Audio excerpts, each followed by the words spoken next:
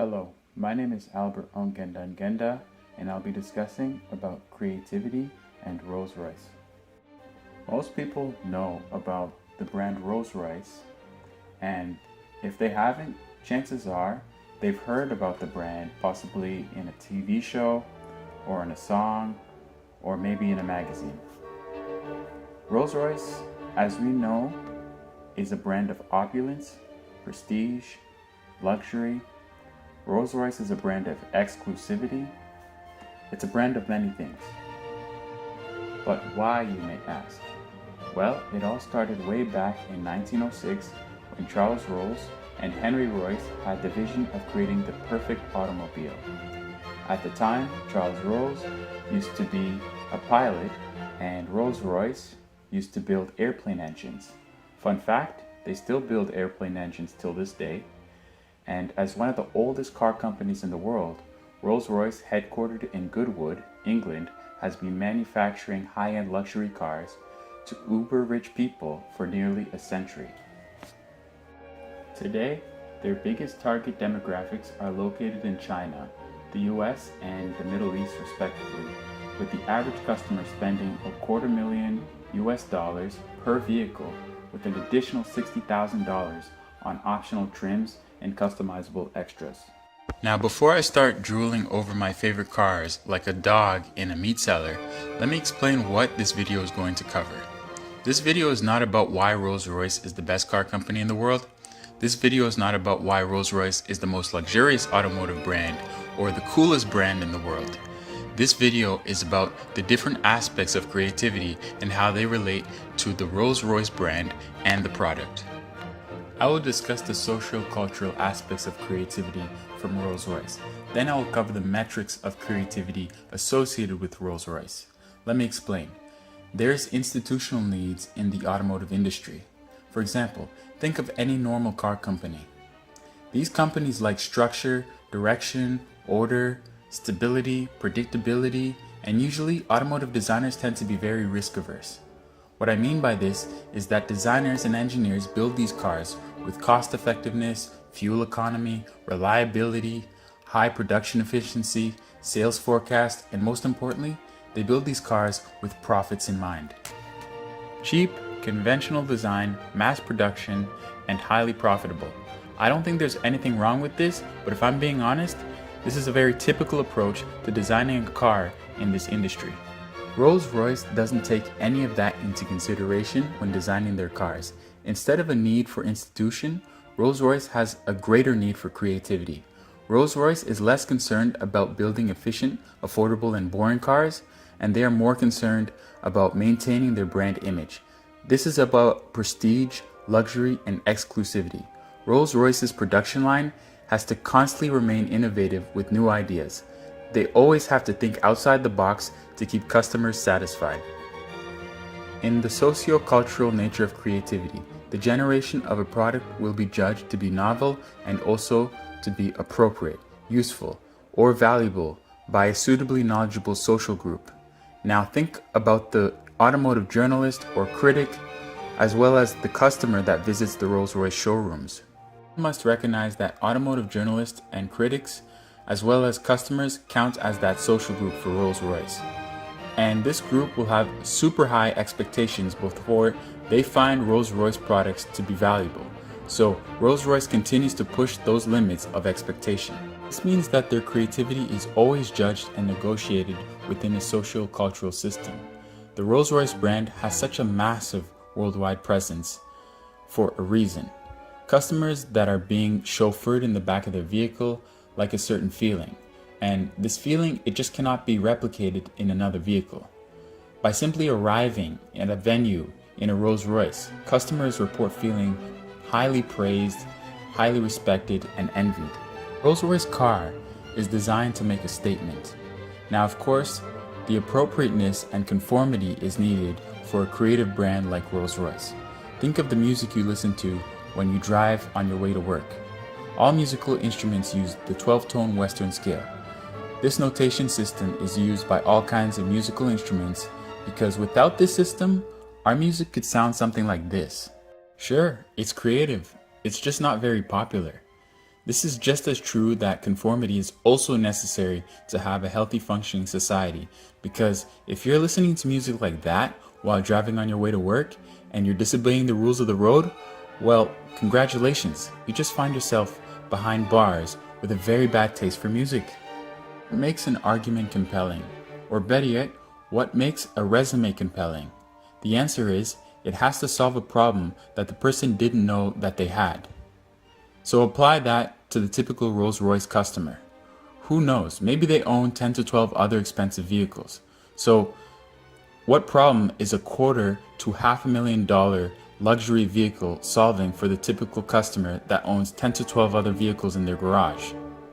What problem could the Rolls-Royce be solving that the customer didn't even know that they had? Rolls-Royce learned that the wealthy customer wants prestige that comes with the brand. Yes, I know. For most of us, it sounds like a total vanity metric with materialism written all over it, but for the wealthy customer, it's not about achieving comfort, quiet luxury anymore. They've already got that in their Mercedes and BMWs sitting in their garage. It's about the prestige. It's about sending a message. For Rolls-Royce to become one of the most celebrated automotive brands in the world, they had a story behind it. The heritage behind Rolls-Royce was made for the wealthy Englishman back in the early 1900s. The car was made for the Queen. It was made for royalty, not for the peasant or the commoner. So I hate to say it, but this dogmatic way of thinking was what sold the brand, because without this heritage and pedigree, Rolls-Royce would not be half of what it is today. In some cases, this is like a tool for business. Think of the entrepreneur or company owner that wants to negotiate contract terms with a potential customer. The Rolls-Royce vehicle might be just enough to give a lasting impression to a customer when deciding to make favorable business decisions. It really changes the way people perceive you. Like mentioned before, it makes rich people feel like they own the place. Rolls-Royce is a brand of prestige, luxury, and exclusivity. How old do you think the typical Rolls-Royce customer is? If you're picturing a retiree in his 60s with white hair, carrying a golf bag, wearing a pair of loafers, ready to meet his friends at the country club, well, times have changed. The global customer age for Rolls-Royce owners is about 43 years old. Rolls-Royce decided to be out with the slow and old-looking Rolls-Royce Phantom. So Rolls-Royce had to adapt to a new market. They had to ditch the old-fashioned way of design to a more flashy, modern, and sporty flair in vehicle design, but ultimately still prioritize luxury and comfort. With younger buyers in mind, Rolls-Royce had to adapt their product design and product lineup and leave behind the old school feel of the Rolls-Royce Phantom. The release of the Rolls-Royce Wraith brought a two-door coupe without sacrificing any of the comfort brought from the Rolls-Royce Phantom. This new release brought in 2013 attracted a newer and younger type of wealthy customer. And then there was the Rolls-Royce Black Badge, brought in 2016, which brought a sportier suspension and a more powerful 6.6-liter twin-turbo V12 motor producing over 620 horsepower. Now that's a whole lot of giddy up. This limited edition Rolls-Royce brought performance enthusiasts who wanted an extra kick out of their drive.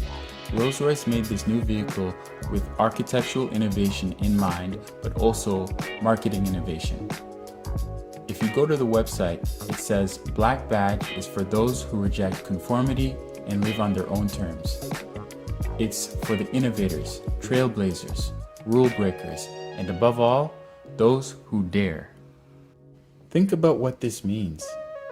They're claiming that they can develop products for customers who march to the beat of their own drum, customers that go by their own judgment rather than conform to public opinion.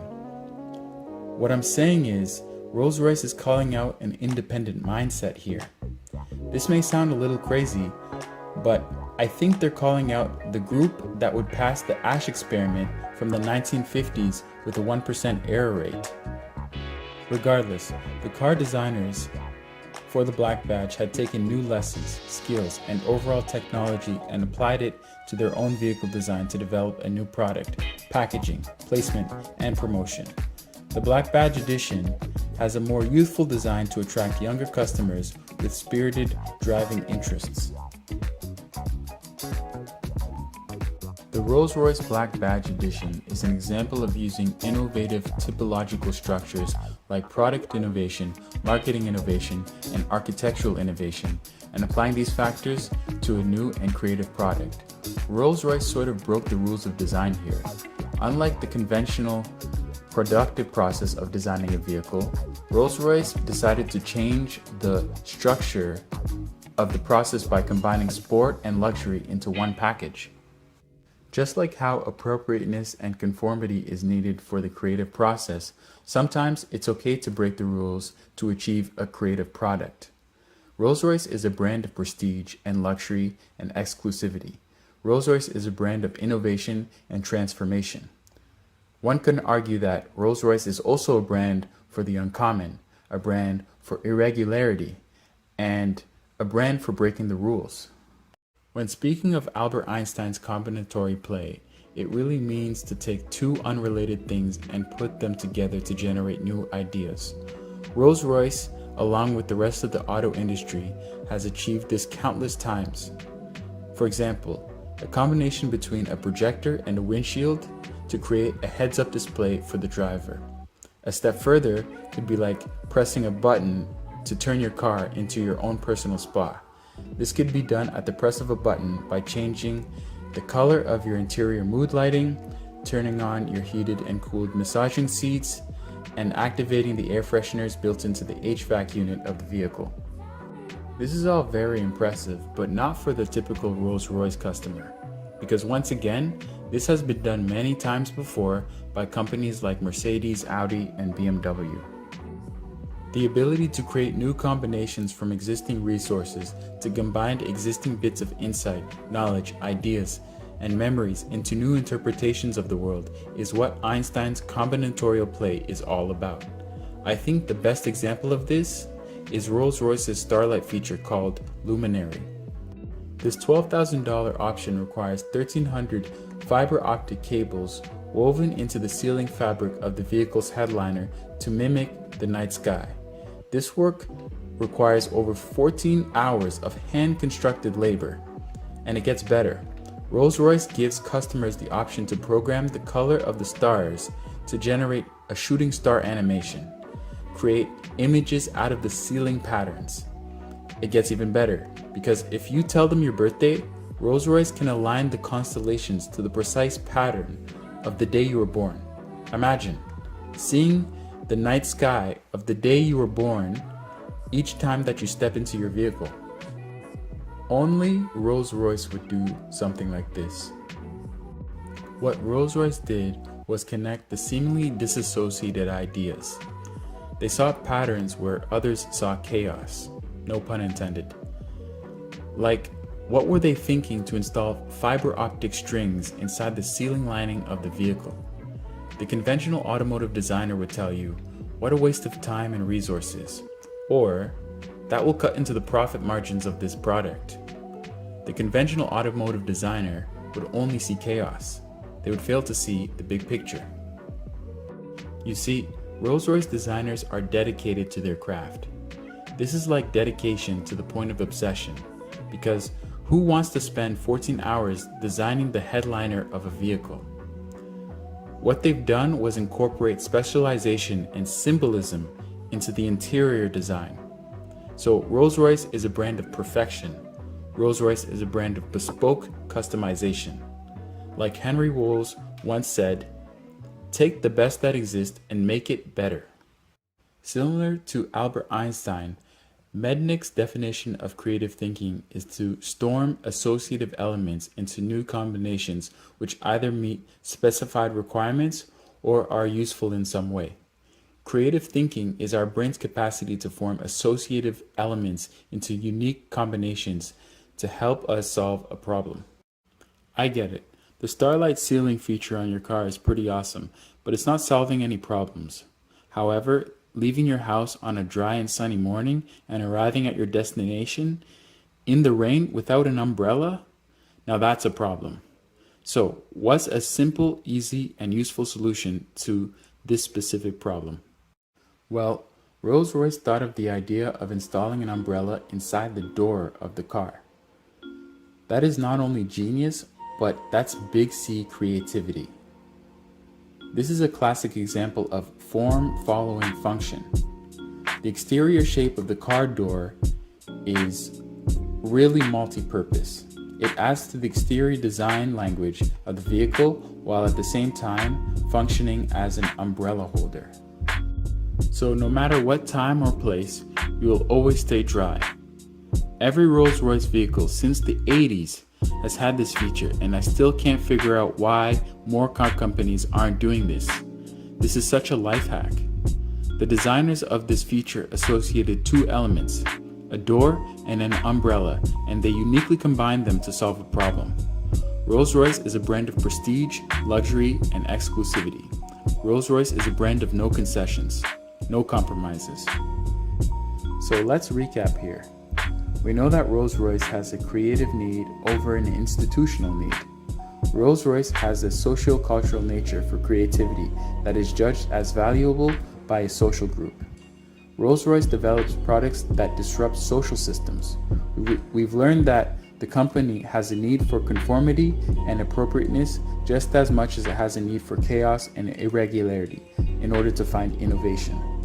And lastly, they've been able to combine elements in a creative way to solve problems. Now, to wrap things up, I would like to review the measures for creativity using Guilford's alternative use test to divergent thinking. What sorts of features make a creative product?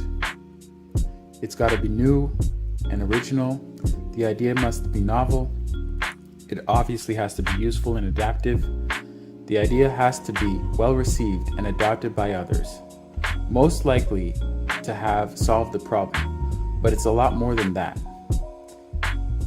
It has to be fluent, flexible, elaborate, and combinatorial.